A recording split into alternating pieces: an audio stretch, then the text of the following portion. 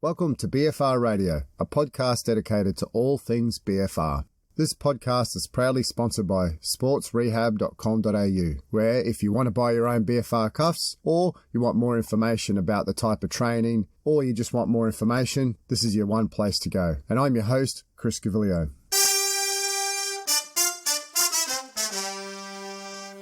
Hi everyone, and welcome back to this episode of BFR Radio. Not sure if you've noticed, but I've been trying a few different things of late. Firstly, I'm trying to increase the frequency of podcasts released to fortnightly, which was from once a month. And there's also a new segment which is called Your Questions Answered. A lot of people are asking some great questions. So my mantra around this is that if you have a question, I'm sure that there's lots of other people out there as well with that same question or something similar. Therefore, if you have a question and you're happy to come online, please contact me and we can have a chat. Alternatively, if you don't want to come on the podcast but still have a question, just email it to me and I'll answer it and release it as an audio clip. You'll also notice that recently in the last couple of weeks that on my socials, which is at Chris Gavilio, I've been releasing 60-second snippets of the previous podcast. These are the best bits of the podcast and hopefully a great reminder of what was covered. If you love it, let me know and I'll continue doing that for you. With the article reviews, I've also tried to group them together to give the use of BFR better context. The first article series that I did recently was around the use of BFR in surgery and in particular looking at knee surgery. If you missed them, check them out. I'm sure that there was a few different uses that most people sometimes don't think that BFR can be used for. And this brings me on to the next series of BFR articles, and this will focus on the upper body. Traditionally, I see a lot of work done on the lower body and feel that there's so much more that we can do with upper body BFR. And this also includes doing more than just bicep curls. Insert a little wink here. In one of my earlier BFR Radio podcast episodes, I reviewed an article on high frequency bench press. Today's article, which kicks off this series, again looks at the bench press, but rather this looks at combining protocols of both high load and low load BFR bench press training within the same week. This article is called The Combined Effects of Low Intensity Blood Flow Restriction Training and High Intensity Resistance Training on Muscle Strength and Size. It comes out of the University of Tokyo and the primary author is Tomohiro Yasuda, who produces a lot of great work in the area of BFR. Looking at the introduction, it gives some really great concepts behind the thought process to the study design. They talk about traditional high-intensity resistance training, in which in particular we would typically look at using loads of 60 to 80% of 1 RM. This is thought to produce the greatest increase in muscle strength and is associated with increased muscle size and improved neural adaptations. Previous studies have also evaluated the time course of these changes and have demonstrated the importance of the nervous system in facilitating the strength gains that are observed during the early phases of high-intensity resistance training. And as a result, the relative strength, which is the maximal voluntary strength per unit of muscle cross-sectional area, increases significantly during the early phase of high-intensity resistance training. The reason why that they put this into the article is that they actually investigate this concept. That is the relative strength, which is the maximum voluntary strength per unit of muscle cross-sectional area. In other words, it's really nice to see increases in voluntary strength levels, but how does that relate to the changes in the muscle cross-sectional area? So important piece to note there. Furthermore, previous studies have also indicated that high-intensity resistance training reduce central arterial compliance in healthy men. Low arterial compliance contributes to elevations in systolic blood pressure and coronary heart disease and reductions in arterial baroreflex sensitivity. If you want to know what that is, the arterial baroreflex is important for hemodynamic stability and for cardioprotection. It has been demonstrated that baroreflex sensitivity, even when assessed with different methods, has a strong prognostic value. On the other hand, the advantages of BFR training, as we know we can use low loads of 20 to 30% of 1 RM. It doesn't require a long recovery time compared to high intensity resistance training. And unlike high intensity resistance training, BFR training improves muscle size as well as carotid arterial compliance. Therefore, BFR training may be a potentially useful method for promoting muscle hypertrophy with a low risk of injury. With respect to the protocol that they're going to use in this study, in particular the combination of high and low load BFR training, is that high and low resistance exercises combined in multiple mode resistance training do not mutually inhibit each other and result in higher muscle adaptations compared with single mode resistance training. In particular here, I'm starting to think of the conjugate type theory.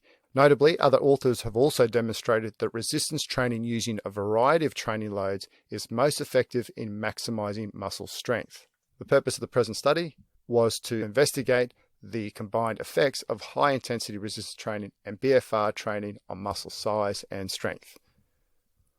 Onto the methods. They used 40 young men aged between 22 to 32 years of age, and they were classified as recreational active. In particular, 9 of the subjects had light to moderate resistance training experience performing bench press, but none of the subjects had participated in strength resistance type training for at least 6 months prior to the start of the study. All the subjects were randomly divided into 4 groups of 10. The first one was high intensity resistance training. The second one was low intensity BFR. The third group was combined high intensity and low intensity BFR training. And there was also a non-training control group. Looking at the training protocol, the 3 training groups performed free weight flat bench press exercise 3 days a week, Monday, Wednesday, and Friday, for 6 weeks. Training intensity and volume were set at 75% of 1 RM and 30 repetitions. That's 3 sets of 10 for the high intensity resistance training group. And for the low intensity BFR group, the load was set at 30% of 1 RM and the 75 rep protocol was implemented. That's where the first set was 30 reps followed by 3 sets of 15 with 30 seconds rest between each set. In the combined resistance training group, the subjects performed the low intensity BFR twice a week on a Monday and a Wednesday, and they performed the high intensity resistance training protocol once a week on a Friday. 1 RM strength was assessed after 3 weeks of training to adjust the training loads for high intensity resistance training exercise sessions, and the training load was constant throughout the low intensity BFR training protocol. With respect to the blood flow restriction, subjects wore elastic cuffs around the most proximal region on both arms. On the first day of training, the cuffs were inflated to a pressure of 100 mils of mercury. The pressure was then increased by 10 mils at each subsequent training session until a pressure of 160 millimeters of mercury was reached.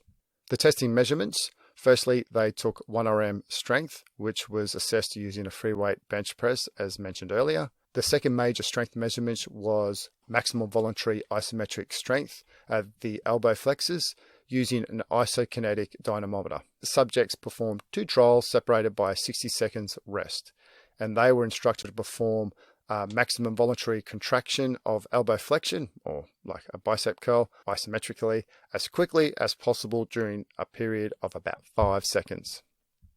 EMG, maximal activation of the biceps brachii, was also taken when the subjects performed the elbow flexion of the isometric maximum voluntary contraction at the same angle of 90 degrees. MRI measured muscle cross-sectional area was taken of the triceps brachii and the pectoralis major.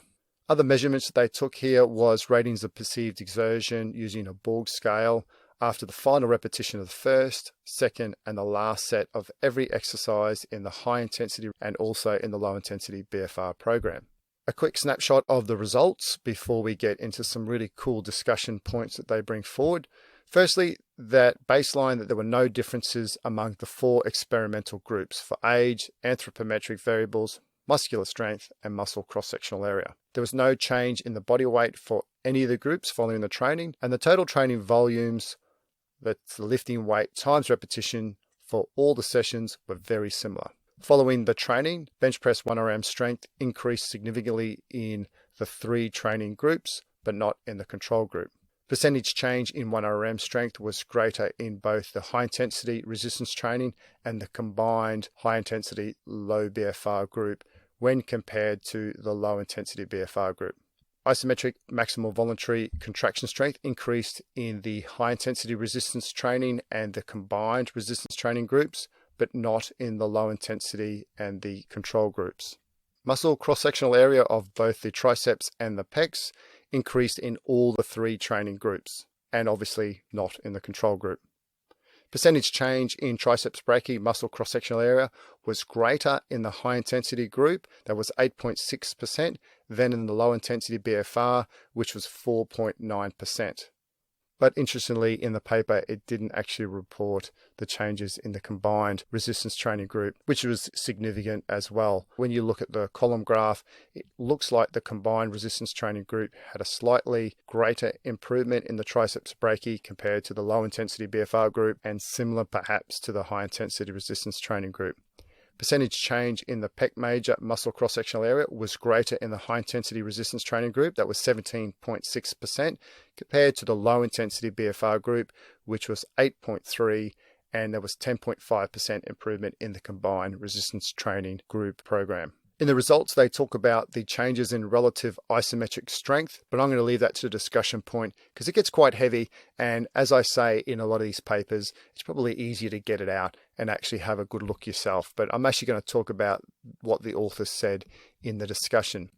Overall, the findings from the present study supported the authors' hypothesis that improvements in the muscle strength were significantly greater in the combined resistance training program compared to just the low intensity and the high intensity group alone. Increase in the relative dynamic 1RM strength per unit muscle cross-sectional area was found in both high intensity resistance training and the combined resistance training protocol, while the maximum voluntary contraction per unit muscle cross-sectional area improved significantly with high intensity resistance training only. Onto the discussion now. The first points that they talk about is around the muscle adaptations through high intensity or low intensity BFR training alone. In particular, they found that their results were similar to other studies, and in particular, when you look at high intensity resistance training or just low intensity BFR training alone, they feel that increases in muscle protein synthesis is a major driving mechanism here as to the results that they have found. And also similar to other studies. To highlight this, the same laboratory reported that 70% of 1RM intensity knee extension exercise without BFR increased vastus lateralis muscle protein synthesis, which was 48% at 2 hours post-exercise through the mTOR signaling pathway in young men. It's also been reported that 20% of 1RM intensity knee extension exercise with BFR increased muscle protein synthesis at 40 to 50% at 3 hours post-exercise through the mTOR pathway in both young and old men. Therefore, these anabolic responses may contribute to low-intensity BFR and high-intensity resistance training exercise-induced muscle hypertrophy.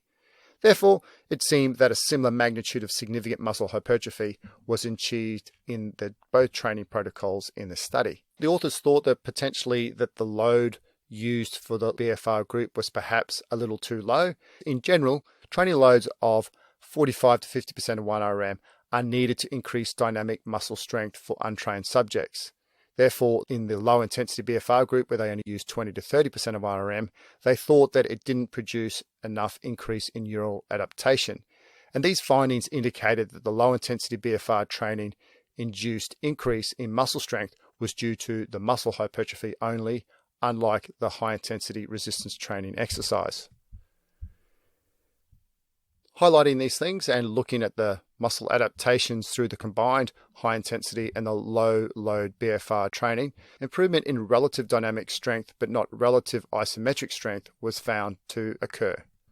The difference between the combined resistance training and the high intensity resistance training program in this study was the frequency of the high intensity resistance training sessions, or in other words, they performed high intensity strength training once a week for the combined and 3 times a week for the high intensity, which may be associated with the relative strength results.